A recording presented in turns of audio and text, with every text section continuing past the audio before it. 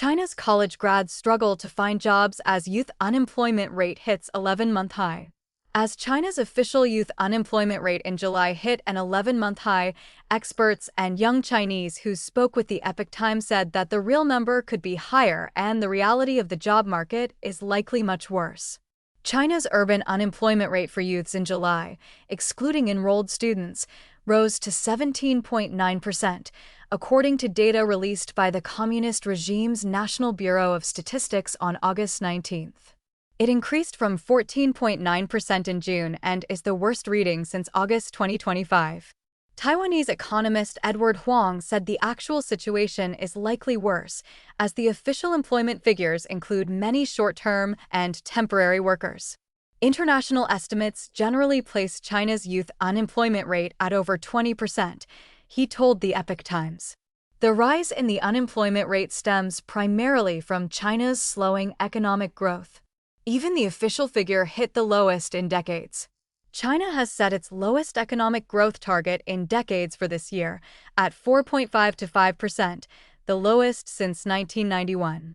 A second factor is the decline of domestic demand-driven sectors, especially real estate, meaning the major pillars supporting the economy are faltering, Huang said. Meanwhile, the export sector is grappling with cutthroat price competition. Consequently, when businesses look to cut costs, hiring young people is the first thing they forego. Xu Jin, a senior professional in China's capital market, also said that the actual youth unemployment rate is likely higher than 17.9%. According to the prevailing view among various institutions, it is no exaggeration to say that the true youth unemployment rate exceeds 20%, he told the Epoch Times. The Chinese regime embellishes youth unemployment figures by manipulating the calculation, specifically by inflating the denominator while deflating the numerator. This is achieved through adjustments to statistical criteria, she said. The youth unemployment rate covers only the urban labor force actively seeking work. Underemployment, low-wage jobs, and positions lacking benefits are classified as employment, he said. Large numbers of young people who have not been actively looking for jobs, rely on their parents for support, or prolong their student status by preparing for postgraduate entrance exams are excluded from unemployment figures, and rural hidden unemployment falls outside the scope of the statistics.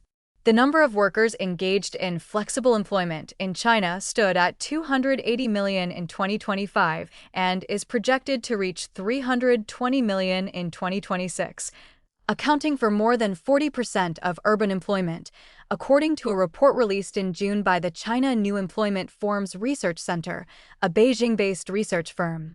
College graduates can't find jobs. The number of university graduates in China is projected to reach 12.7 million this year, an increase of 480,000 over last year. A vast number of young people are flooding the job market, only to face the reality that finding employment is becoming increasingly difficult. The Epoch Times spoke with graduates and family members who requested anonymity or used pseudonyms out of fear of reprisal. Dong Dong, a recent computer science graduate in China who used a pseudonym, said he has been unable to find a job. He told the Epoch Times that he believes the youth unemployment rate is fabricated. The employment rates are all faked. Major universities completely falsify their figures, and the level of fabrication at many schools is severe, he said. Gui Ko, a college graduate from Yulin in Guangxi province, who also used a pseudonym, told the Epoch Times that he has also been unable to find employment. He said that entry-level urban jobs typically offer a base salary of only 2,000 to 3,000 yuan, and many positions require experience, meaning those without it, such as new graduates, are often rejected. He feels lost and finds that there are very few avenues for finding employment. Many of my classmates are also just staying at home.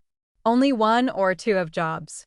Wages around here are basically 2 or 3,000 yuan, which simply isn't enough to cover expenses, he said. He said he is currently relying on his parents for financial support. Yang Miao, the pseudonym of a graduate with a doctorate degree in Tianjin, told the Epoch Times that she has been looking for a job for 6 months without success. It's because I don't have experience, the graduate said. A parent of a female college graduate in Shenzhen, who requested anonymity, told the Epoch Times, My daughter hasn't found a job yet, and I'm so anxious and depressed that I can't sleep. She majored in environmental design, which is not easy for her to find a job. She attended an ordinary undergraduate college that didn't provide job placement assistance. For children from ordinary families, it's very difficult to find a way forward, even after getting a degree. After all the hard work put into raising a university graduate, the diploma has turned out to be nothing more than a worthless piece of paper. Now, not only can they not find a job, but they can't even land a part-time gig. All that schooling was for nothing.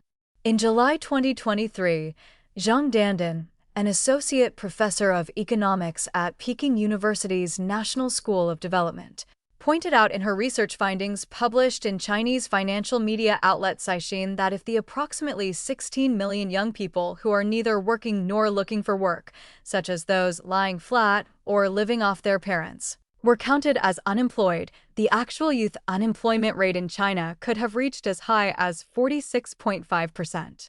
Lying flat refers to young Chinese people's passive resistance to the stresses of life by choosing a simple, low-cost lifestyle with minimal effort and spending and not getting married, having children, or buying properties. Official measures fall short.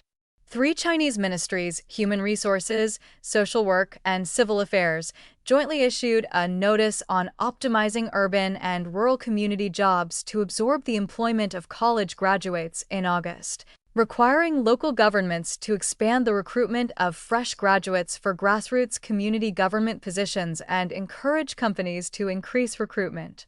Huang said that the cost of expanding government jobs to absorb new college graduates ultimately falls on the regime's tax revenue that is derived from economic growth.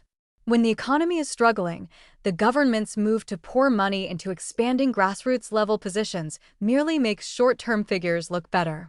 It offers limited substantive improvement in employment and thus yields only short-term effects. Moreover, local governments are currently facing financial difficulties, so their budgets do not actually allow for increased personnel expenditures, he said of the measures.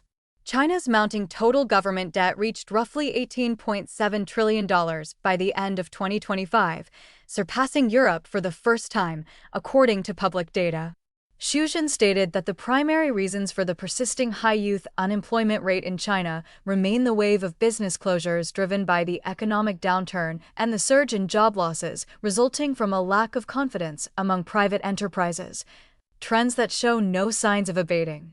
While administrative measures to expand hiring can suppress unemployment figures in the short term, the long-term cost is a sacrifice of efficiency, he said, recalling the iron rice bowl or big pot system of the 1980s, under which financial rewards did not depend on performance.